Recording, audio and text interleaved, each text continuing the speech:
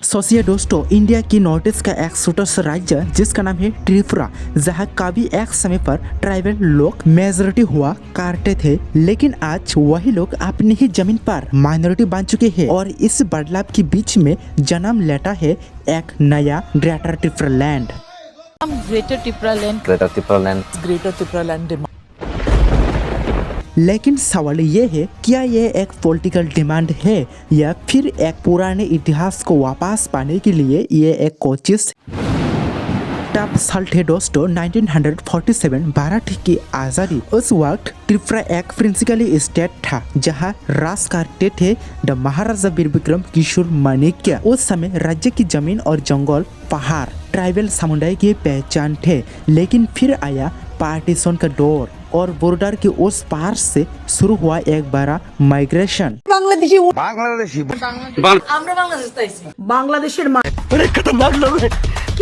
हजारों लोग आके बसने लगे त्रिपुरा में। ऐसा ही करके साल बढ़ने लगा और धीरे धीरे राज्य की डेमोग्राफी बदल गई। एक वक्त जहाँ ट्राइबल लोग मेजोरिटी थे, आज वहाँ वो लोग माइनॉरिटी बन गया और यहाँ से ही शुरू हुआ होता है एक नया संघर्ष।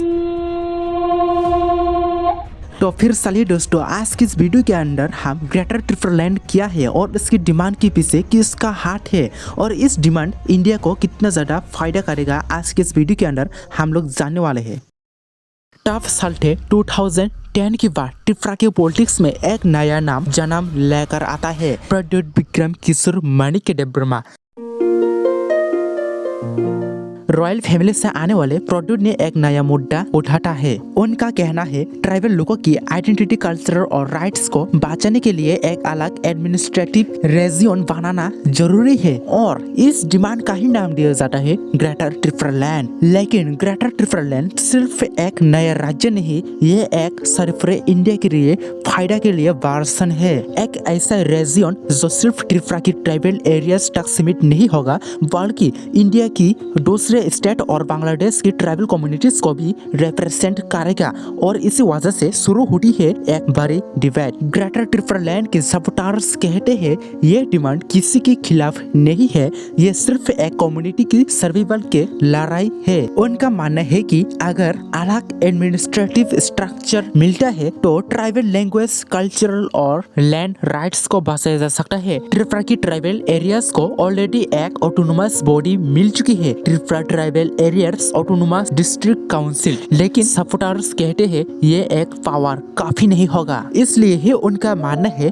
कि ग्रेटर त्रिपुरा लैंड एक परमानेंट सोल्यूशन हो भी सकता है। यही है दोस्तों ग्रेटर त्रिपुरा लैंड के बारे में, जो त्रिपुरा के ट्राइबल एरियाज की ट्राइबल की आइडेंटिटी जो पहले मेजोरिटी थे 1947 में और आज वो लोग 2026 में माइनॉरिटी बन गया। इसलिए उन लोगों के लिए जो मेजोरिटी की जो Parsai identity, cultural and land rights, उसको बचाने के लिए ही इस ग्रेटर त्रिपुरा लैंड को बनाया गया है। लेकिन आज फिर भी वो ग्रेटर त्रिपुरा लैंड सरकारों ने पूरी तरह एक्सेप्ट नहीं किया। तो फिर चलिए दोस्तों, हम दूसरी टॉपिक ग्रेटर त्रिपुरा लैंड होने से हमारा इस सिर्फ त्रिपुरा नहीं बल्कि नॉर्थ ईस्ट और इंडिया का कैसे फायदा होगा और थोड़ी की वीडियो हम जानने वाले हैं। और अभी एक वीडियो देखिए दोस्तों, खान सर ने इस त्रिपुरा का ग्रेटर त्रिपुरा लैंड की मांग के बारे में क्या बोला। नक्शा लेके बैठे, हमारी हाथ में रहे तो हम कब के समेट दे, नहीं समझ में आ गया। हमारी हाथ में रहे ना, बांग्लादेश में वो हाल करेंगे ना, इजराइल शर्मा जाएगा। वो हाल करेंगे हम बांग्लादेश और पाकिस्तान का, इजराइल शर्मा जाएगा। समझ में आ गया कि नहीं आ गया।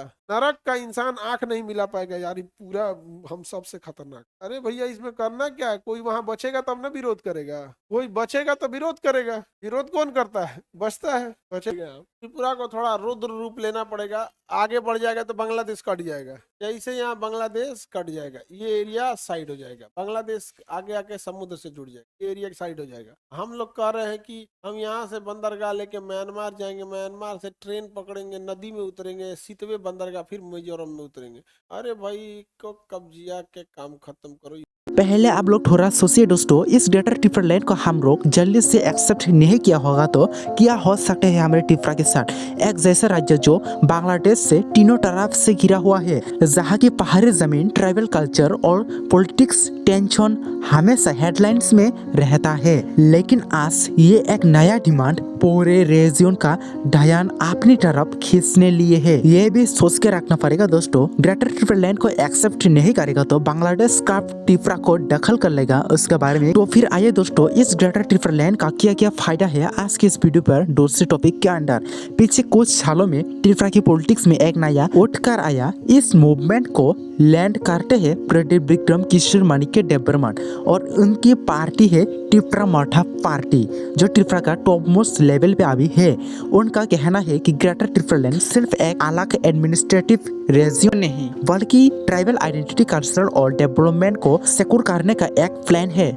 और अगर ये प्लान इम्प्लीमेंट होता है तो इसका फायदा सिर्फ ट्राइबल कम्युनिटी को नहीं बल्कि ये इंडिया और नॉर्थ ईस्ट को सबकी फायदा हो सकता है। टिप्रा का ज्यादा हिस्सा बांग्लादेश के बॉर्डर से लगता है और इसी वजह से इलीगल माइग्रेशन और सिक्योरिटी इश्यू की वजह से काफी बड़ा मुद्दा बन जाता है। अगर ग्रेटर टिप्रा लैंड जैसे स्ट्रॉन्ग रीजनल एडमिनिस्ट्रेशन बनती है तो लोकल गवर्नमेंट और बॉर्डर मॉनिटरिंग और पावर हो सकता है। लोकल कम्युनिटी को जब ज्यादा पावर मिलती है तो बॉर्डर एरियाज पर सर्वाइलेंस और कोऑर्डिनेशन स्ट्रॉन्ग हो जाता है और इसका सीधा फायदा मिल सकती है इंडिया की नेशनल सिक्योरिटी को। इलीगल माइग्रेशन जब टिप्रा के अंडर आते हैं तभी टिप्रा के अंडर आके एक फेक डॉक्यूमेंट बना के ही टिप्रा से लेके ऑल इंडिया तक वो लोग ट्राइबल करके जहाँ पे वो लोग रहने के लिए अच्छा जगह मिलती है, अच्छा इनकम होते है, वहाँ पर ही रुक जाते हैं। इसी की वजह से ही बांग्लादेश की इलीगल माइग्रेशन सारे पूरे इंडिया पर फेंक जाते हैं। इसीलिए ही एसआईआर को भी बनाना पारा हमारे इंडियन गवर्नमेंट को। और एक बार ग्रेटर टिप्रा लैंड के लिए इकोनॉमिक अपॉर्चुनिटी नॉर्थ ईस्ट का क्या क्या फायदा हो सकता है। टिप्रा एक स्ट्रैटेजिक लोकेशन पर है, बांग्लादेश के पोर्ट्स और इंटरनेशनल ट्रेड रोड्स इसके बहुत करीब है। अगर रीजन में पॉलिटिकल स्टेबिलिटी और फोकस डेवलपमेंट आता है तो इंफ्रास्ट्रक्चर प्रोजेक्ट, टूरिज्म और क्रॉस बॉर्डर ट्रेड भी बढ़ सकता है। नॉर्थ ईस्ट के लिए टिप्रा एक गेटवे बन सकता है और ग्रेटर टिप्रा लैंड सपोर्टर्स का कहना है लोकल एडमिनिस्ट्रेशन होने से डेवलपमेंट प्रोजेक्ट फास्ट हो सकता है। इसके मतलब नया रोड्स और इंडस्ट्रीज, नया जॉब। सिर्फ इतना ही नहीं, ग्रेटर टिप्रा लैंड को सरकारों ने इम्प्लीमेंट कर दिया होगा तो नॉर्थ ईस्ट इंडिया की एग्रीकल्चर पे और भी ग्रोथ होगा और इसके साथ साथ टिप्रा में बहुत ज्यादा फायदा होने वाला है टिप्रा कल्चर कम्युनिटी। और एक बात, जो लोग ग्रेटर टिप्रा लैंड के अंदर रहने वाले जो बांग्लादेश में अभी रहता है, सिटीगंग हिल ट्रैक्स और भी ज्यादा है वहाँ से लोग भी भारत यानी टिप्रा का साथ जुड़ने के लिए राजी है यानी एक्सेप्ट कर लिया है। तो फिर इस ग्रेटर टिप्रा लैंड का एक्सेस अभी सिर्फ गवर्नमेंट का इम्प्लीमेंट की जरूरी है। तो फिर चलिए दोस्तों, आज की इस वीडियो को यहाँ पर ही एंड करते हैं। ग्रेटर टिप्रा लैंड के ऑल टॉपिक के बारे में आप लोगों ने आई थिंक बहुत ज्यादा अच्छे से समझ लिया होगा। तो फिर चलिए दोस्तों, मिलते हैं कभी नेक्स्ट वीडियो में।